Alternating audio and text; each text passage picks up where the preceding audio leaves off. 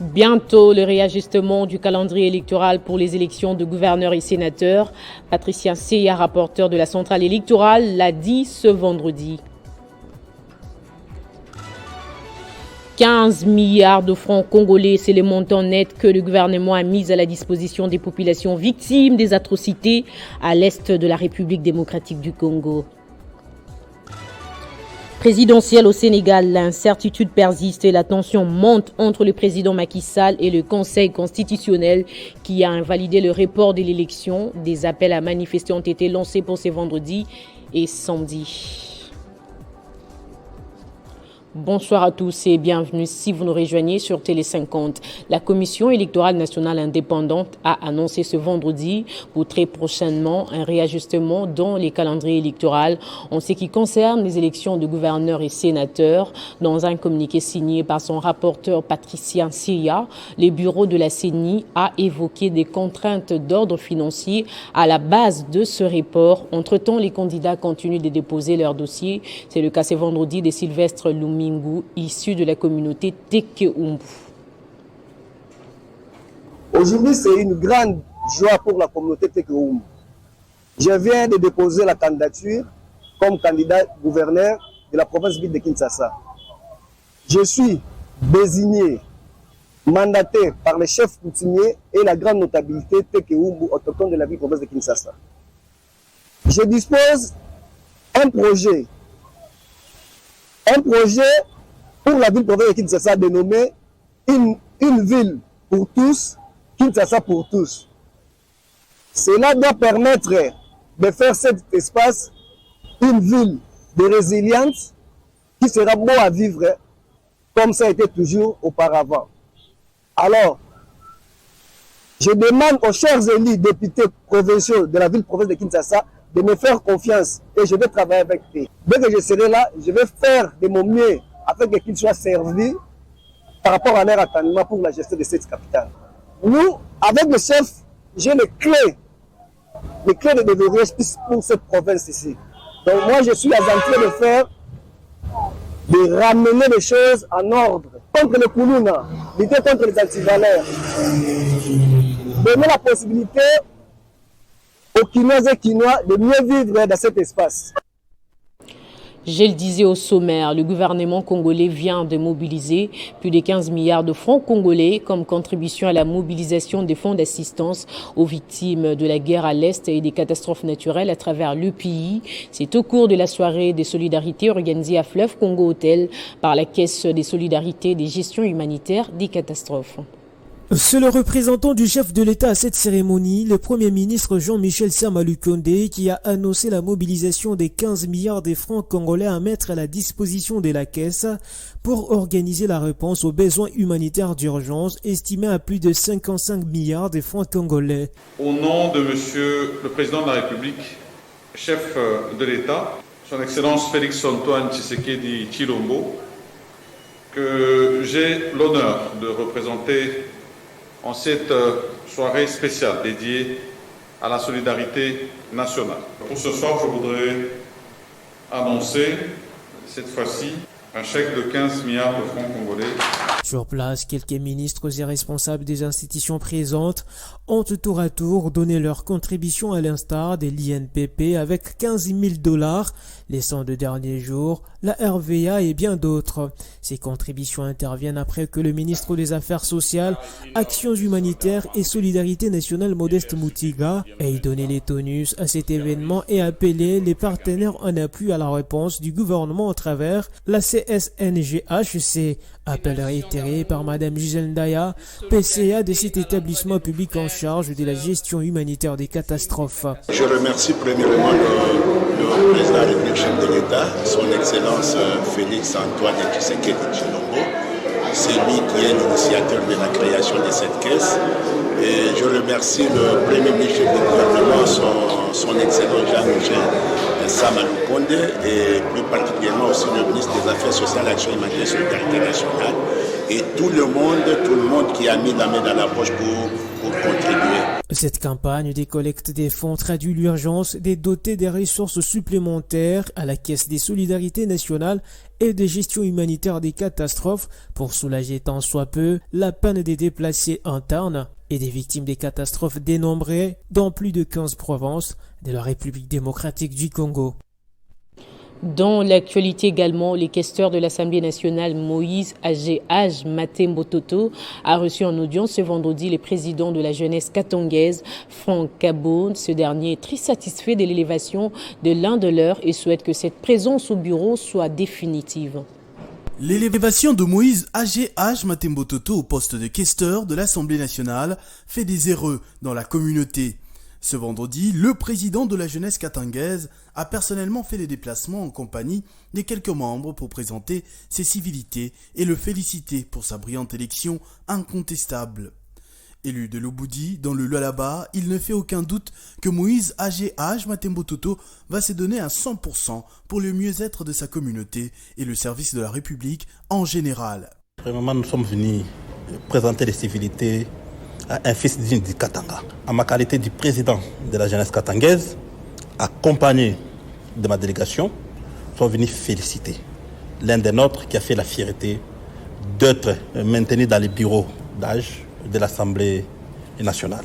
Notre fils est Moïse Agé Matembo, qui est aujourd'hui questeur et distingué parmi des jeunes. Franck Kabunda Kabound, président de la jeunesse katangaise, est clair, il faut que ce digne fils du Katanga, qui a battu campagne pour la réélection de Félix Tshisekedi, puisse être maintenu à ce poste durant toute la législature. Moïse Agé-Age Matembo Toto a l'étoffe et les épaules pour cette responsabilité. C'est par là que nous lançons un message au président de la République, son Excellence Félix Antoine Tshisekedi Tshilombo. La jeunesse katangaise compte beaucoup sur vous. Et la jeunesse katangaise veut voir leur fils être maintenu sur cette question. Parce que les Katangas vous accompagnent et les Katangas méritent mieux. Et la moindre des choses que nous pouvons vous demander, c'est maintenir les nôtres. Maillot jaune du territoire de l'Oboudi, Moïse Agé-Age Matembo Toto ne prend pas à la légère la confiance lui accordée par la population. Il compte justifier ce choix porté sur lui avec un travail de qualité. Février 2006, février 2014, 18 ans se sont écoulés après la promulgation de la Constitution, une œuvre de Joseph Kabila et de tout l'ensemble du peuple, l'objectif étant d'encadrer le pouvoir et limiter les mandats constitutionnels. Les objectifs assignés ont-ils été atteints? Que pensent les juristes congolais de ce nouvel âge de la loi mère? Élément de réponse avec Jean-David Kilolo. À 64 ans d'indépendance, la République démocratique du Congo continue à se rechercher. Car force est de constater que malgré l'existence d'une foisonnante production constitutionnelle, le pays n'a pas atteint son objectif, celui d'éradiquer les crises sociales et politiques qui freinent son développement. C'est ainsi qu'en ces jours des commémorations de 18 ans de la Constitution du 18 février 2006, les apprenants et doctorants de la faculté de droit de l'Université de Kinshasa se sont réunis et ont réfléchi sur ce nouvel âge de la loi mère de la RDC. Je me suis entretenu avec les apprenants et les doctorants sur un certain nombre de questions. D'abord, c'est de considérer que notre constitution a été ou continue à être un enjeu sociopolitique. Cette constitution apparaît comme un pacte qui a été scellé entre Congolais. Cette constitution est une norme de régulation de la vie politique et qui constitue également les règles de jeu politique. Et en fait, cette constitution est une norme qui permet à l'État d'exister malgré les menaces qu'elle subit régulièrement en termes de sa révision ou de remise en question d'un certain nombre d'acquis. Cette constitution, avec cette majorité, demande à être comprise, demande à être connue, demande à être exploitée. L'élaboration de la constitution du 18 février 2006 a été assurée par une assemblée des transitions non élues et dans un contexte politique difficile, tributaire des suggestions de la communauté internationale ainsi que des leçons de l'histoire politique congolaise.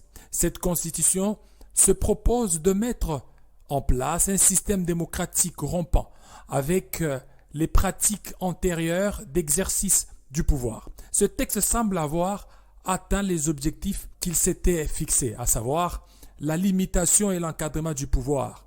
Le constitutionnalisme y est consacré, mais son application subit déjà des contraintes qui en réduisent l'ambition initiale. Ce 16 février rappelle la marche pacifique des chrétiens catholiques réprimée dans l'Essonne à Kinshasa par les éléments du maréchal Mobutu en 1992. 32 ans après, les Congolais s'en souviennent. Des milliers de citoyens venus des différentes zones de la ville de Kinshasa avaient répondu présents à l'appel lancé par un groupe de prêtres intellectuels laïcs catholiques pour réclamer la réouverture de la conférence nationale souveraine, dans ce qui fut l'une des plus grandes manifestations depuis l'indépendance du pays. Arborant bougies, rameaux et chapelets, les manifestants ont défié l'interdiction des autorités, exprimant ainsi leur désir ardent de voir la CNS reprendre ses travaux. Face à cette mobilisation massive, la répression était d'une violence inouïe avec des tirs à bout portant de la part des forces de l'ordre contre les protestataires. 2 mois après ces événements tragiques, malgré l'opposition du Premier ministre Jean-Gonza Karlibande, qui dénonçait les coûts budgétaires des travaux de la CNS, réunissant des 1650 délégués, ce forum a finalement repris ses activités. Il aboutira à la désignation d'Etienne Tshisekedi comme Premier ministre du gouvernement des transitions le 15 août 1992, marquant ainsi un tournant dans l'histoire politique du pays. La conférence nationale souveraine clôturera finalement ses travaux en décembre 1992, laissant derrière elle un héritage, des souvenirs indélébiles dans la mémoire collective congolaise. Cette commémoration rappelle la lutte pour la démocratie et les droits des citoyens en RDC, ainsi que les sacrifices consentis pour atteindre ces idéaux. Le regroupement politique Action pour l'unité nationale AUN reste membre de l'Union sacrée de la nation, contrairement aux rumeurs sur son appartenance à l'opposition congolaise. Cette précision est du député national Jean-Jacques Mpanga, coordonnateur de l'AUN, qui était face à la presse ce vendredi. Pour lui, AUN, qui compte 20 partis politiques dans son sein, reste un et indivisible. L'AUN, c'était le premier regroupement à désigner son Excellence Monsieur Félix Antoine Tshisekedi Tshilombo comme son candidat à l'élection présidentielle du 20 décembre 2023.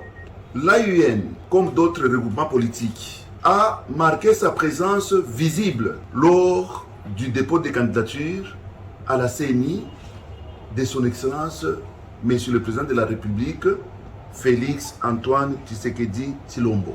L'AUN, toujours à côté de son candidat numéro 20, était présent au stade des Martyrs lors du lancement de campagne du chef de l'État, donc le candidat de l'AUN. Pendant la campagne électorale, l'AUN, à travers ses candidats, à tous les scrutins, ces derniers donc candidats ont battu campagne, pas seulement pour eux-mêmes, mais ils avaient reçu le mot d'ordre de l'AUN de battre aussi la campagne pour les candidats numéro 20, aujourd'hui notre président de la République. Pour ce qui nous concerne, nous étions 21 partis politiques, membres de l'AUN. Il y a un seul parti qui nous a quittés, donc nous sommes restés avec 20 partis politiques. La situation sécuritaire à l'Est interpelle tout un chacun et nous demande tous de nous ranger derrière le commandant suprême des forces armées congolaises et de la police nationale, son Excellence Félix Antoine Tshisekedi Tshilombo. Cette guerre qui nous est imposée par les Rwandais à travers le M23. Aussi, nous devons apporter notre soutien indéfectible à nos forces armées qui se retrouvent au front. Et enfin et surtout, nous devons exprimer, ça c'est l'AUN qui parle, la compassion envers nos sœurs et frères qui sont à l'Est. L'AUN salue avec joie cette nomination par le président de la République et promet de soutenir les formateurs et de les rencontrer très très prochainement selon les calendriers qu'il va présenter. Et nous lui promettons tout notre soutien. C'est le mouvement citoyen le plus dynamique et en première ligne face à la montée de l'impérialiste en République démocratique du Congo à la suite des récents événements contre les ambassades occidentales dans la capitale. L'ESBEL, Urgence panafricaniste, a organisé ce vendredi une conférence de presse où elle a expliqué sa mission et ses objectifs. L'événement s'est déroulé à Kadeko, à Gombe.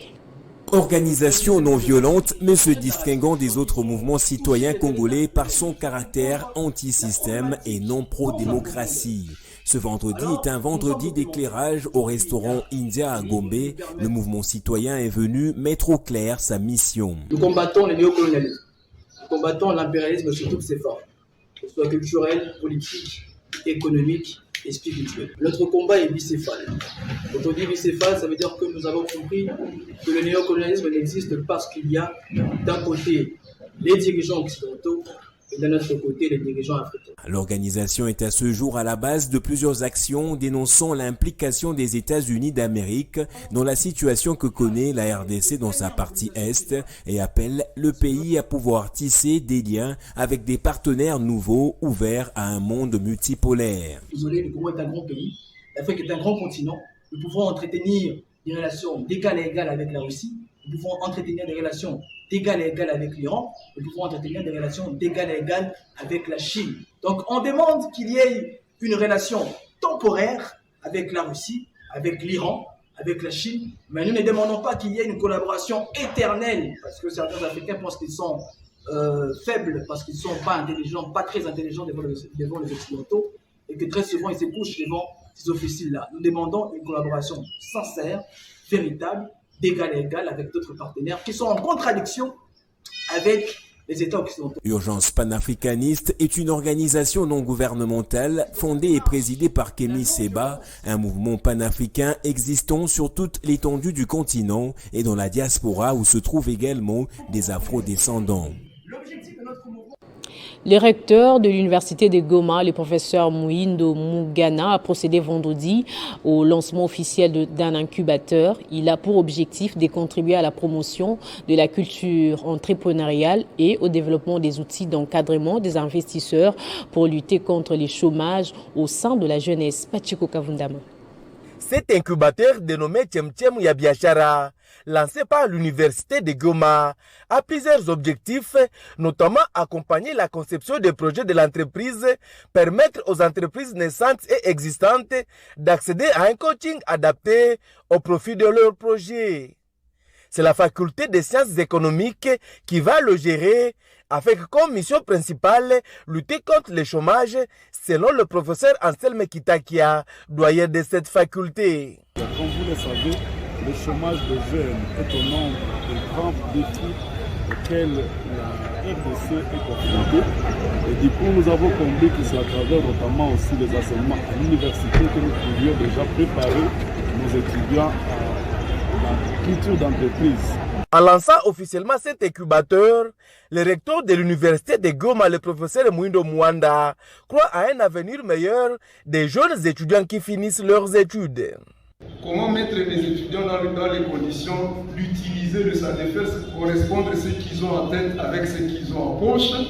C'est alors que nous est venue l'idée de dire, ok, pour autant que nous avons l'appui du gouvernement, nous allons faire converger tous les projets incubables au niveau d'un incubateur qui va être géré par la faculté d'économie pour essayer de voir si nous pouvons tous ensemble apprendre à transformer ce que nous avons en tête. Je banalise en monnaie. Quelques projets conçus par les étudiants de l'université de Goma ont été présentés. Il faut signaler que Tchem Yabiachara sera au service de l'économie tout entière, mais particulièrement, il cible les étudiants, promoteurs de meilleurs projets tutorés, les entreprises qui cherchent à lancer un nouveau produit et ne savent pas commencer. À l'UDPS, on a célébré autrement le 42e anniversaire du parti. À l'initiative de son chef, une formation sur les réformismes et le socialisme organisée dans le cadre d'une académie dite Université d'été a été mise en place à l'attention des étudiants. C'était au sein même du siège du parti. Congo, donc béni. 15 février 1982 et 15 février 2024, cela fait 42 ans que l'UDPS, l'un des plus vieux partis politiques congolais, existe. À sa tête à ce jour, l'ancien Premier ministre et compagnon de lutte d'Étienne Tshisekedi, Bruno Tshibala, qui ne baisse pas le bras quant à la pérennisation de l'esprit qui a concouru à la création du parti. La preuve, cette formation de 3 jours organisée du 13 au 15 février à l'attention des étudiants sur le réformisme et le socialisme, idéaux du parti qu'a défendu et transmis à la jeune génération Bruno Tshibala. On vous a dit ici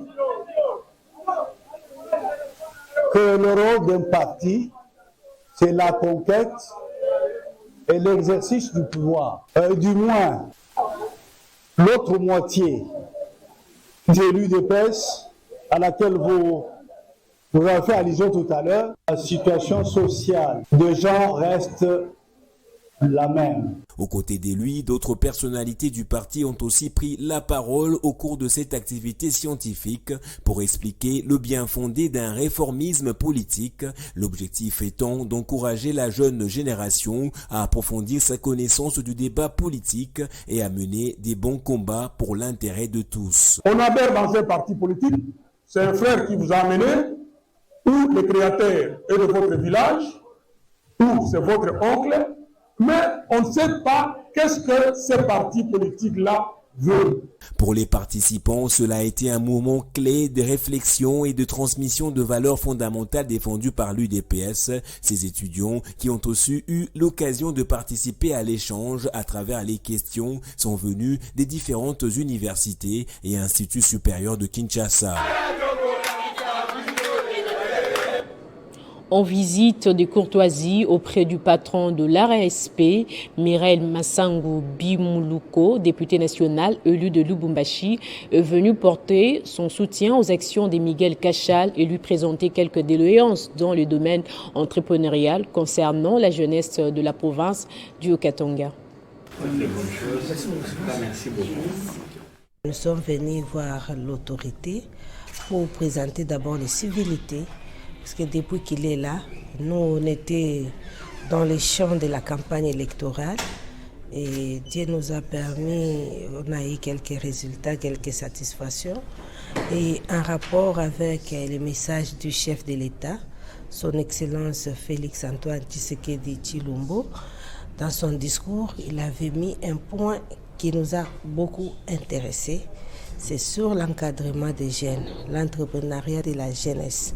C'est pourquoi nous sommes venus échanger avec l'autorité, vu que dans les Haut-Katanga, on peut dire 50 ou 60% de nos jeunes n'ont pas de travaux, qui sont au chômage. Et ça nous a permis d'échanger. En tant qu'autorité, il nous a éclairé comment faire gagner la jeunesse, qui est les relèves de demain, à aller de l'avant. Comment il faut créer les milliardaires de la RDC. Et les voilà de notre mission. Nous sommes venus changer avec l'autorité qui nous a garanti et nous a convaincus vraiment, coup de chapeau, puisqu'il maîtrise bien la matière et il a les soucis du chef de faire avancer la jeunesse de la RDC. Ma délégation est très satisfaite. Présidentielle au Sénégal. Pour finir, les Sénégalais retiennent leur souffle. En attendant la réaction du président Macky Sall, le Conseil constitutionnel a invalidé le report de la présidentielle, initialement prévu le 25 février et ensuite ajourné au 15 décembre par les parlements. Des appels à manifester ont été lancés pour vendredi et samedi. Place au rappel des titres à présent. Bientôt, les réajustements du calendrier électoral pour les élections des gouverneurs et sénateurs. Patricien Seya, rapporteur de la centrale électorale, l'a dit ce vendredi. 15 milliards de francs congolais, c'est les montants nets que le gouvernement a mis à la disposition des populations victimes des atrocités à l'est de la République démocratique du Congo.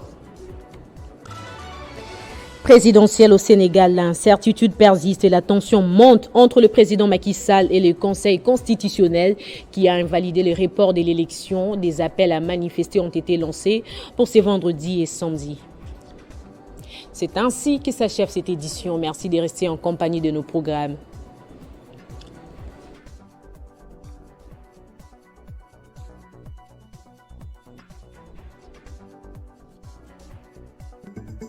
Retrouvez toute l'actualité en continu sur www.tele50.cd.